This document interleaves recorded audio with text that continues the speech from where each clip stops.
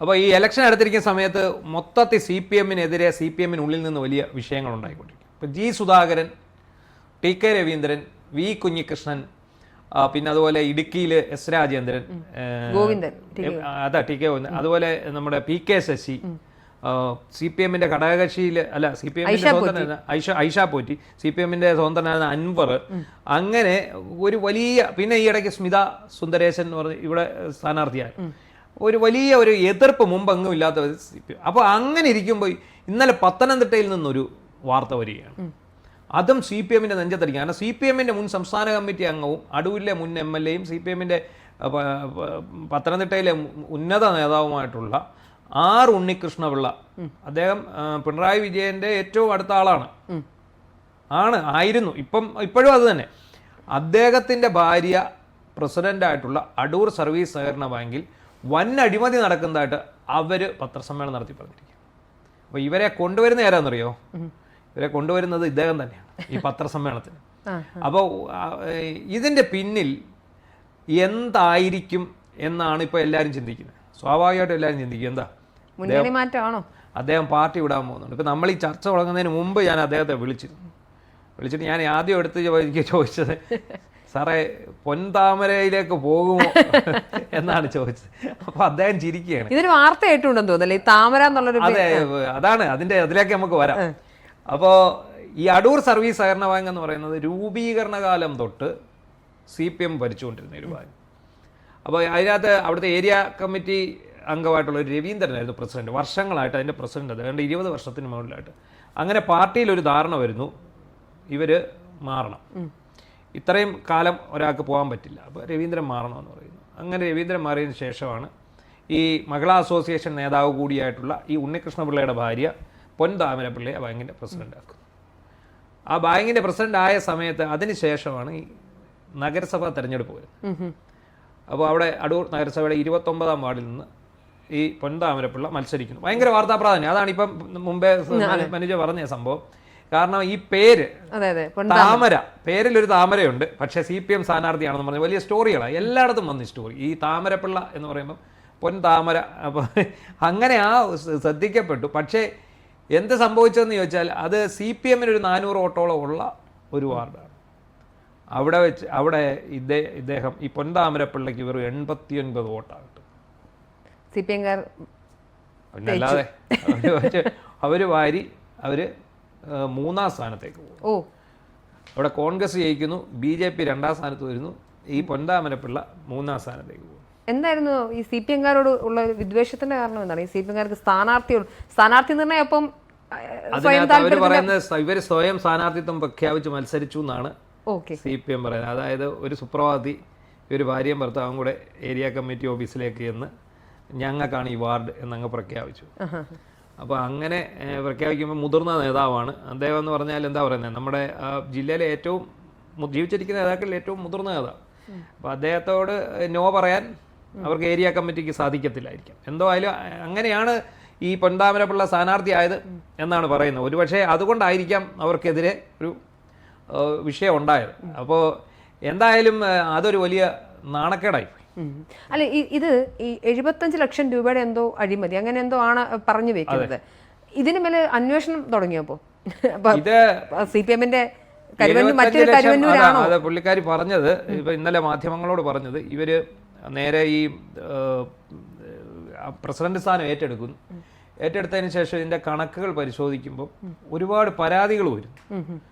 30 ലക്ഷം രൂപ ഡെപ്പോസിറ്റ് ചെയ്ത ഒരു ലേഡിയുടെ ആ ഡെപ്പോസിറ്റ് കാണാനില്ല. അപ്പം ഇവർ പറയുന്നത് എന്താ, ബാങ്കിലുള്ള ജീവനക്കാർ പറയുന്നത് അതങ്ങ് തിരിച്ചു കൊടുത്തു.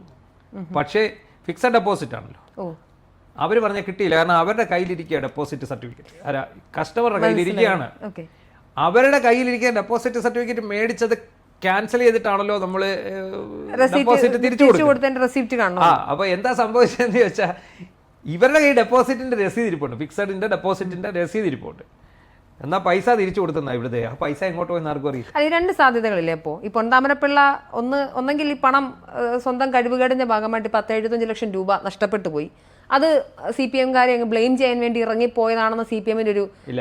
അങ്ങനെ കാര്യം എന്താ അറിയോ, പുള്ളിക്കാരി ഇത് എടുത്തിട്ട് 1 വർഷത്തിൽ അങ്ങാണ്ടേ ആകുന്നുള്ളൂ. ഇത് അതിന് മുമ്പുള്ളതാണ്. അത് ഭർത്താവല്ലായിരുന്നോ? അല്ല, അതിന് മുമ്പത്തെ പിന്നെ രവീന്ദ്രൻ എന്ന് പറഞ്ഞ ഒരാളായിരുന്നു പ്രസിഡന്റ്, അതിന് മുമ്പുള്ള പ്രസിഡന്റ്. അപ്പോൾ ആ കാലഘട്ടത്തിലാണ് ഇതുണ്ടായത്. ഇപ്പൊ ഈ രവീന്ദ്രൻ ഇത് കൊണ്ടുപോയി ഈ പൊൻതാമരപ്പിള്ളയ്ക്ക് ആക്ഷേപമില്ല. അവർ പ്രസിഡന്റ് ആയിരിക്കുന്ന സമയത്ത് അവരും ഡയറക്ട് ബോർഡ് അംഗങ്ങളും. പിന്നെ പല ഒരു സഹകരണ ബാങ്ക് എന്ന് പറയുമ്പോൾ അതിനൊരു ബോർഡറുണ്ട്. ആ ഒരു ലൊക്കാലിറ്റി വിട്ട് ലോൺ കൊടുക്കാൻ പാടില്ലെന്ന്. അങ്ങനെ ഇതിൻ്റെ ഒന്നും പരിധിയിലല്ലാത്ത ആൾക്കാർക്ക്, കുളനടയുള്ള ആൾക്കാർക്ക് ലോൺ കൊടുത്തിരിക്കുക. അടൂർ നഗരസഭാ പരിധിയാണ് ഇതിന്റെ ചട്ടങ്ങളിലൊന്നാണ്. അങ്ങനെ കൊടുത്തിരിക്കുക. പിന്നെ നമ്മളിപ്പം സാധാരണ ഇപ്പോൾ എല്ലാ ബാങ്കുകളിലും കണ്ടുവരുന്ന ഒരു പരിപാടിയുണ്ട്. സഹകരണ ബാങ്ക് ആണെങ്കിലും സ്വകാര്യ ബാങ്ക് ആണെങ്കിലും എല്ലാവരും ഈ പണയം എടുക്കുമല്ലോ. പണയം എടുത്തതിന് ശേഷം അവർ ഈ പണയം ഇത് വേറൊരു നാഷണലൈസ്ഡ് ബാങ്കിൽ കൊണ്ടുവയ്ക്കും. എന്തിനാണെന്ന് ചോദിച്ചു കഴിഞ്ഞാൽ ഇത് നഷ്ടപ്പെട്ട് പോകാതിരിക്കാനും ഈ ബാങ്കിനകത്ത് സെക്യൂരിറ്റി ഇല്ലാത്തതുകൊണ്ടും. ഇപ്പം നമ്മളിപ്പം എടുക്കുന്ന പണയം ഒരു കസ്റ്റമറിൽ നിന്ന് എടുക്കുന്ന പണയത്തിൻ്റെ ഇപ്പോൾ 8% എന്ന് വെക്കുക. ഇവരിതെടുത്ത് അടുത്ത ബാങ്കിൽ കൊണ്ട് വയ്ക്കും. അതിലും പലിശ കുറച്ചാണെന്ന് തോന്നുന്നു ഇത് വയ്ക്കുന്നത്. അപ്പോൾ ഇത് വെക്കേണ്ടത് നാഷണലൈസ്ഡ് ബാങ്കിലാണ്. ഇവർ പക്ഷേ ഇവിടുന്ന് കൊണ്ടുവച്ച ഒരു സഹകരണ സംഘം, വേറെ എംപ്ലോയീസ് സഹകരണ സംഘത്തിലാണ്, ഗവൺമെൻറ് എംപ്ലോയീസ് സഹകരണ സംഘത്തിലാണ് ഇത് കൊണ്ട് വെച്ചിരിക്കുന്നത്. അത് ചട്ടവിരുദ്ധമാണ്. അത് ഇവർ ചെന്ന് കഴിഞ്ഞാണ് കണ്ടുപിടിക്കുന്നത്. അത് കൂടാതെ വേറെ പേഴ്സണലി ചേട്ടൻ അറിയാമെന്ന് ഉൾപാർട്ടിയിൽ ഇവർ ഇത് കുറെ നാളായി പ്രതിഷേധം ഉന്നയിച്ചിട്ട് പോകുന്നതാണോ അതോ ഏതെങ്കിലും തരത്തിൽ? അത് അവർ ഏരിയ കമ്മിറ്റിയിൽ അറിയിച്ചിരുന്നു എന്നാണ്. ഏരിയ കമ്മിറ്റിയിൽ അറിയിച്ചിരുന്നു. അതുപോലെ രജിസ്ട്രാർക്ക് പരാതി കൊടുത്തിരുന്നു. അപ്പോൾ ഈ പരാതി കൊടുത്തിട്ടൊന്നും ഒരു നടപടിയില്ല. അവസാനം ഇവരുടെ തലയിൽ ഇത് വരുന്നു എന്ന് കണ്ടപ്പോൾ ഇവരിത് പുറത്തു വിട്ടു. പാർട്ടി ഒരാളുടെ തലയിൽ വെച്ചിട്ട് അവരുടെ തലയിലേക്ക് വരുമെന്ന് കണ്ടപ്പോൾ അവരിത് പുറത്തു വിട്ടു, രാജിയും പ്രഖ്യാപിച്ചു. പക്ഷേ ഇതിനകത്ത് ഒരു കാര്യം നമ്മൾ ശ്രദ്ധിക്കേണ്ടതുണ്ട്. എന്താണെന്നറിയാം, ഇത് കൃത്യ ഇലക്ഷൻ സമയത്താണ് അവർ.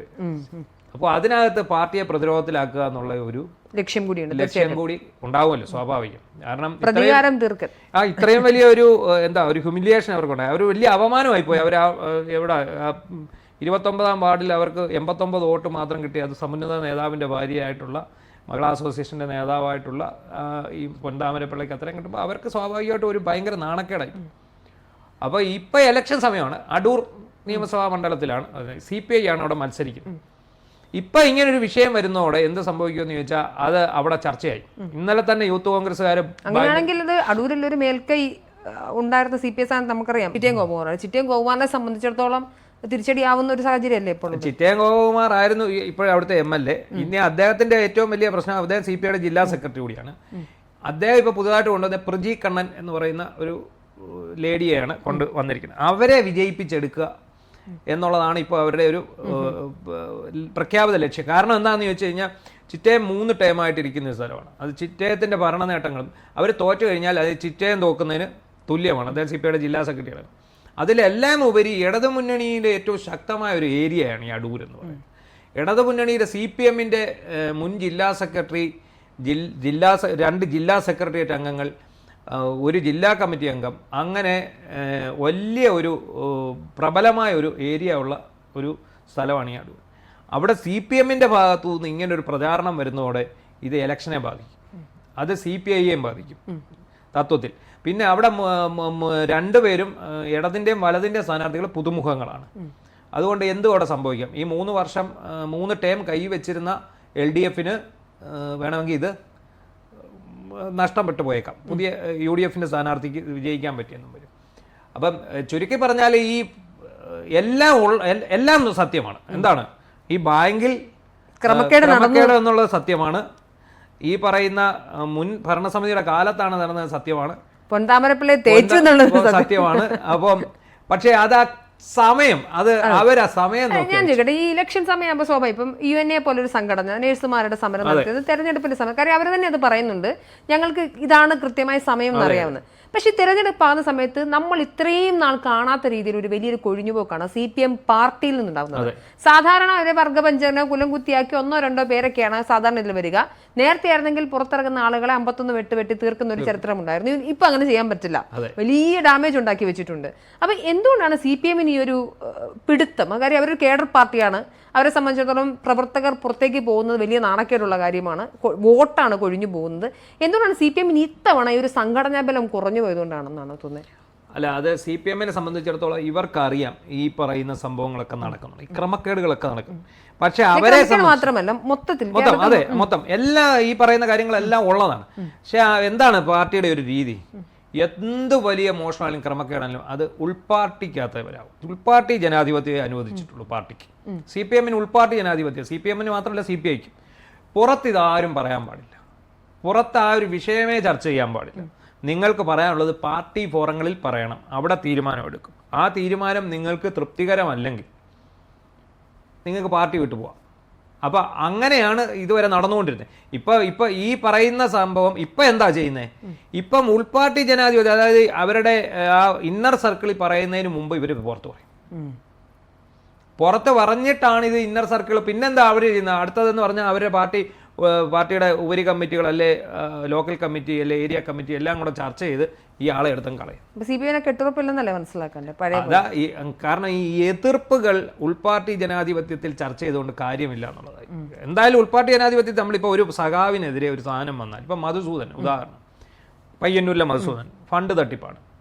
ഫണ്ട് തട്ടിച്ചു എന്നുള്ളത് അവിടെ ഉള്ളവർക്കെല്ലാം അറിയാം, വെൽ എസ്റ്റാബ്ലിഷ്ഡ് ആയിട്ട് കാര്യം അറിയാം. കാരണം TK ഗോവിന്ദൻ പാർട്ടിക്ക് പുറത്ത് പോയി കഴിഞ്ഞപ്പോൾ എന്താ പറഞ്ഞത്? അതിന് മുമ്പ് അദ്ദേഹം പാർട്ടിക്കകത്ത് നിൽക്കുമ്പോൾ അതിനെക്കുറിച്ചൊന്നും വേണ്ടിയിട്ടില്ല. പുള്ളി പാർട്ടിക്കെതിരെ നിൽക്കാൻ തീരുമാനിച്ച് പുറത്ത് വരുന്ന ഉടനെ അദ്ദേഹം ആദ്യം പറയുന്നത് എന്താ?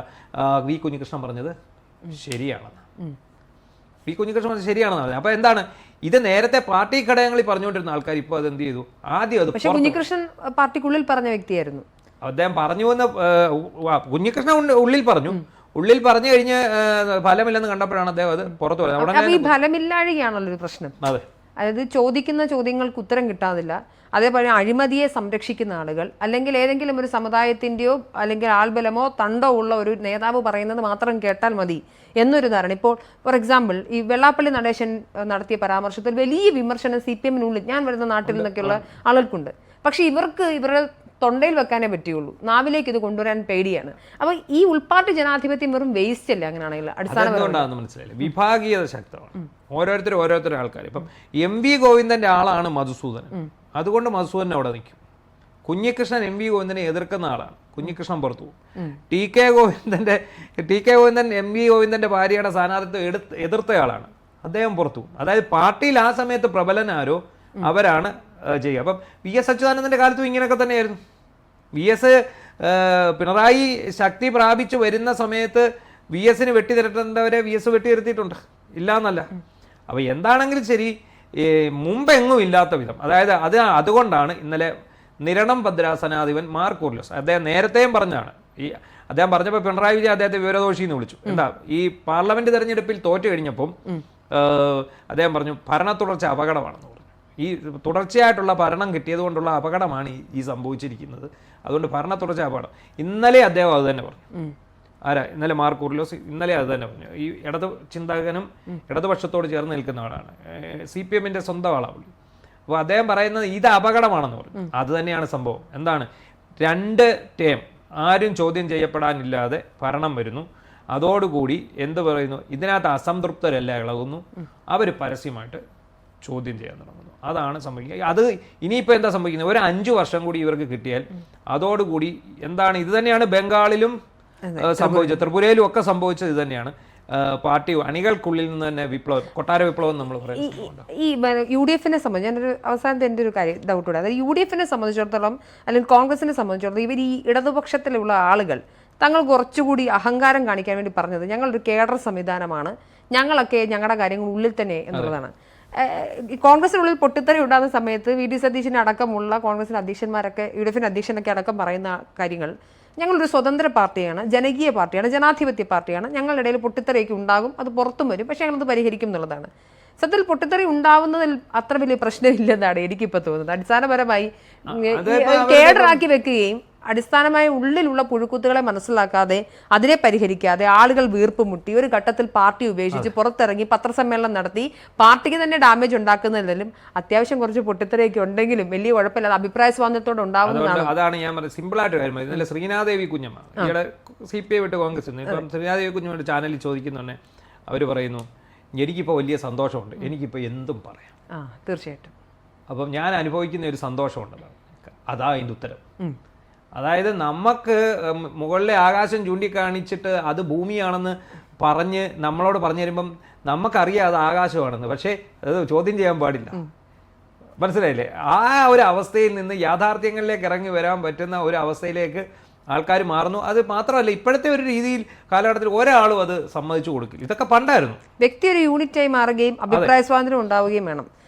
അതാണ് ഇപ്പം അത് അൺഅഡ്രസ്ഡ് ആയി പോയതാണ് CPM പതനം എന്നാണ് ഞാൻ മനസ്സിലാക്കുന്നത്. അതാ അവരെ പറയുന്നത്, നമ്മൾ വേറെ പോട്ടെ, സന്ദേശ സിനിമ കണ്ടാൽ മതി.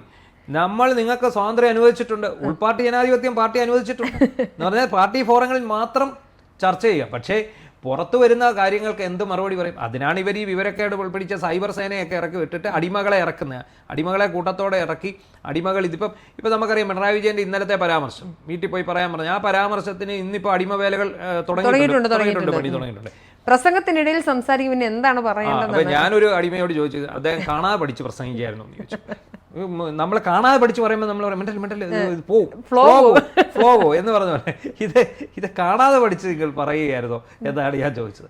ഇതിപ്പോ എന്താണെങ്കിലും ശരി, പത്തനംതിട്ട ജില്ലയിലാണ് ഇന്നലെ. ഒരു പേഴ്സണൽ ചോദ്യം കൂടെയാണ്, അതായത് പത്തനംതിട്ടയിലേക്ക് തിരിച്ചു പോകേണ്ട ആളാണല്ലോ ഇത്രയൊക്കെ വെളിപ്പെടുത്തൽ നടത്തിക്കൊണ്ട് ചോദിച്ചാൽ. പത്തനംതിട്ട ജില്ലയിൽ സംബന്ധിച്ചിടത്തോളം ഇന്നലെ 2 പ്രശ്നങ്ങളാണ് ഉണ്ടായത്. ഈ പൊൻതാമരപ്പിള്ള രാജിവെച്ചുകൊണ്ട് നടത്തിയ ഒരു ആരോപണവും മറ്റൊന്ന് ഈ പിണറായി വിജയൻ്റെ ഈ സംഭവം. എന്താണെങ്കിലും ശരി, എല്ലാ ജില്ലകളിലും പ്രശ്നം വരുന്നുണ്ട്. ഭരണവിരുദ്ധ തരംഗമില്ലെന്ന് ഇവർ പ്രൊപ്പഗൻഡ നടത്തുന്നുമുണ്ട്. പക്ഷേ അതല്ല, ഭരണവിരുദ്ധ തരംഗം അതിൻ്റെ പേടിയുണ്ട് ഉണ്ട്, ഭംഗിയാണ്. ആ പേടിയിൽ നിന്ന് ഉളവായതാണ് ഇന്നലത്തെ. അതൊരു എതിർ ശബ്ദത്തെ ഇത്ര ഭയക്കേണ്ട കാര്യം എന്താ? ഇപ്പം ഇന്നലത്തെ ആ സംഭവം തന്നെ, ആ ചോദ്യത്തിനകത്ത് അയാൾ ചോദിക്കുന്നല്ലോ മുഖ്യമന്ത്രിയുടെ ആ പരിപാടിക്ക്, അവഗണിച്ചാൽ പോരെ? അതെ, അല്ല പിന്നീട് സംസാരിക്കാം. അതായത് പക്ഷേ അത്രയും ജനക്കൂട്ടത്തിൽ നിന്ന് ഉയർന്ന ഒറ്റപ്പെട്ട ശബ്ദത്തെ എന്തുമാത്രം അയാൾ ഭയക്കുന്നു. നമ്മുടെ മുഖ്യമന്ത്രി. അതുകൊണ്ടാണല്ലോ ചേട്ടാ ഇത്രയും വാഹന വ്യൂഹത്തിനൊപ്പം നടക്കുന്നത്. എന്തായാലും ശരി, നമുക്ക് ഒരു കാര്യം സമ്മതിക്കാതിരിക്കാൻ പറ്റില്ല. മാർക്സിസം അല്ലെങ്കിൽ കമ്മ്യൂണിസത്തിന് മാറ്റങ്ങൾ വന്നോടെ ഈ അടിച്ചമർത്തപ്പെടുന്നവൻ ഇല്ല അതിനകത്ത്. ഉൾപാർട്ടി ജനാധിപത്യം വിട്ട് ഇത് പുറത്തേക്ക് വരാൻ തുടങ്ങി എന്നുള്ളതാണ് ഇപ്പോഴത്തെ ഏറ്റവും പ്രധാനപ്പെട്ട ചർച്ച ചെയ്യേണ്ട വസ്തുത.